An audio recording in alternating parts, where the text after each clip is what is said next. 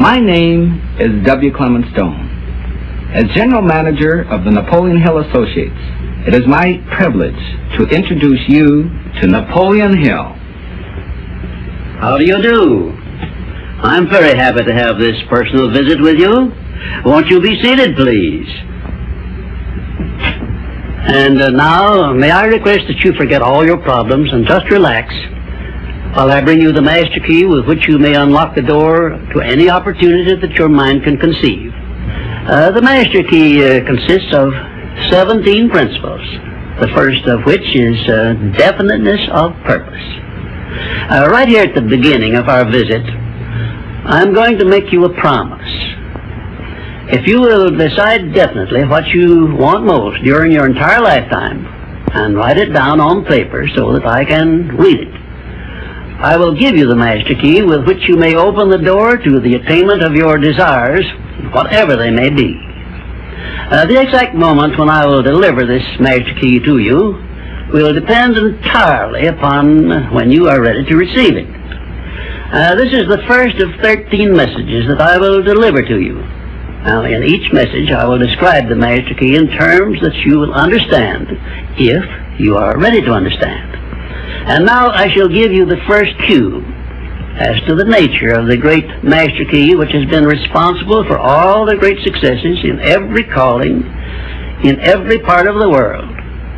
Please listen carefully to what I have to say, because you may discover the secret of the master key in this first visit.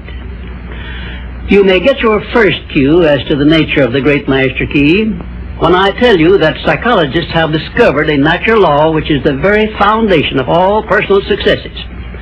And I can describe it to you in one short sentence so you can understand it. Whatever the mind can conceive and believe, the mind can achieve.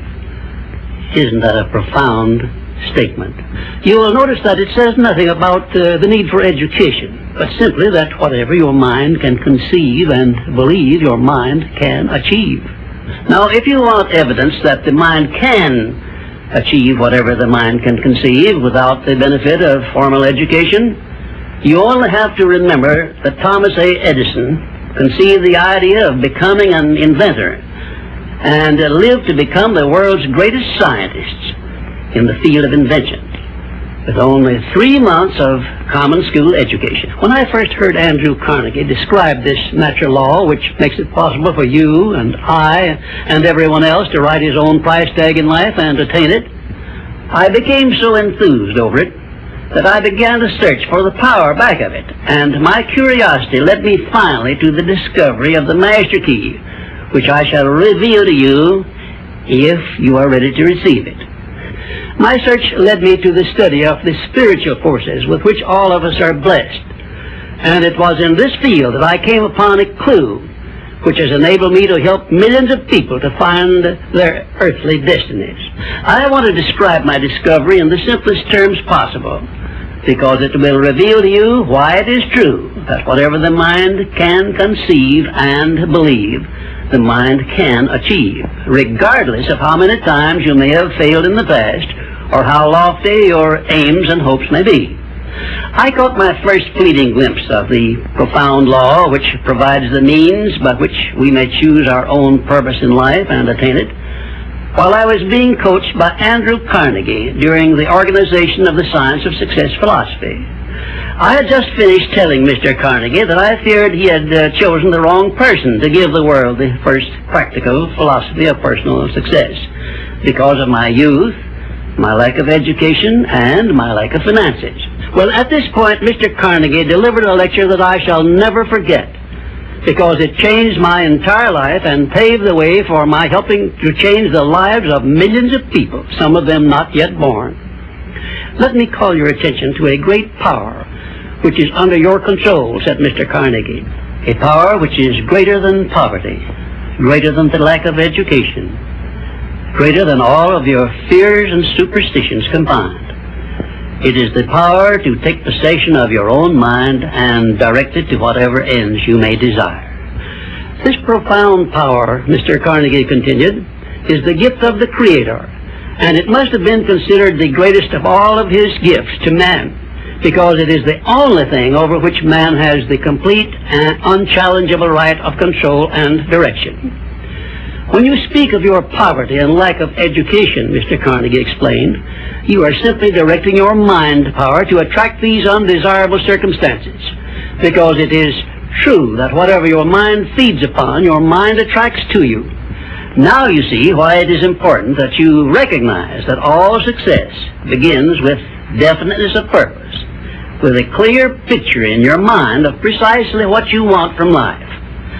Then Mr. Carnegie continued his speech with a description of a great universal truth which made such an impact upon my mind that I began then and there to give myself a new outlook on life, and set up for myself a goal so far above my previous achievements that it shocked my friends and relatives when they heard about it.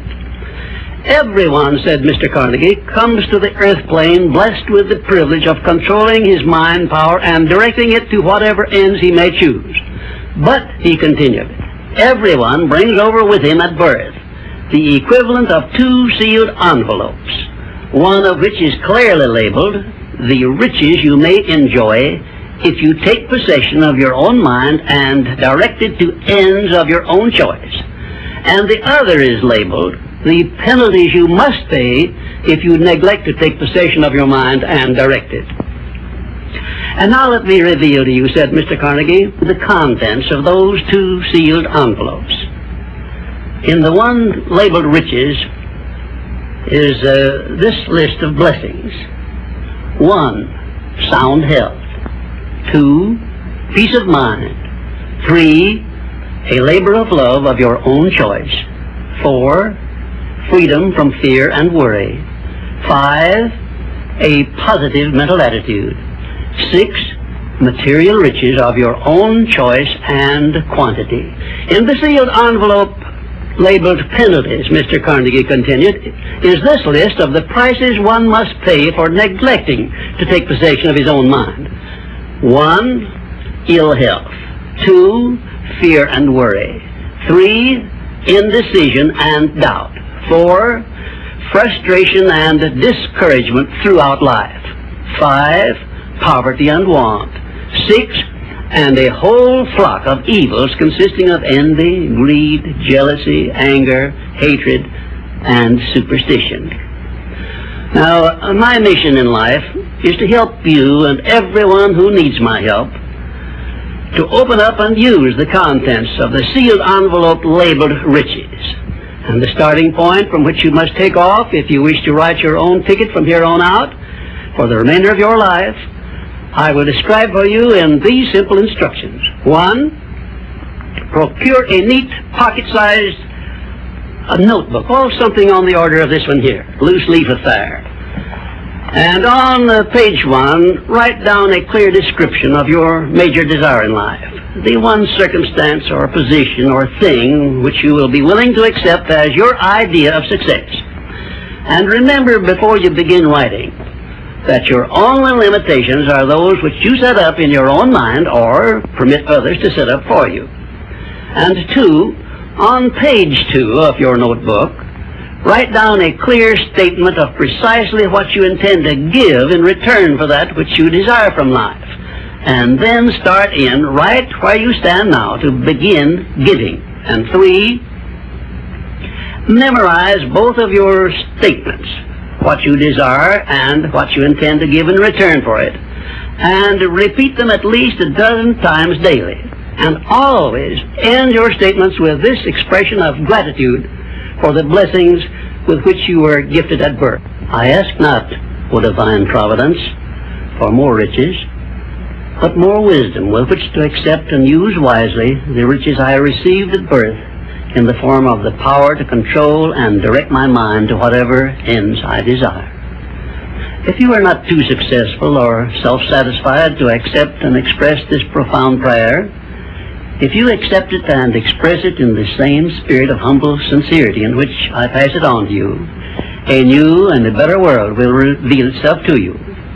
A world in which you will see reflected the circumstances and the things which you yourself have created. In my next visit, I will give you a description of the second principle of success, through the application of which you may make use of the education and experience of other people, and get the necessary help you may need in attaining your definite major purpose in life. And now let me close this, our first visit, with my favorite expression of gratitude. O divine providence, I ask not for more riches, but more wisdom with which to make wiser use of the riches you gave me at birth, consisting in the power to control and direct my own mind to whatever ends I desire.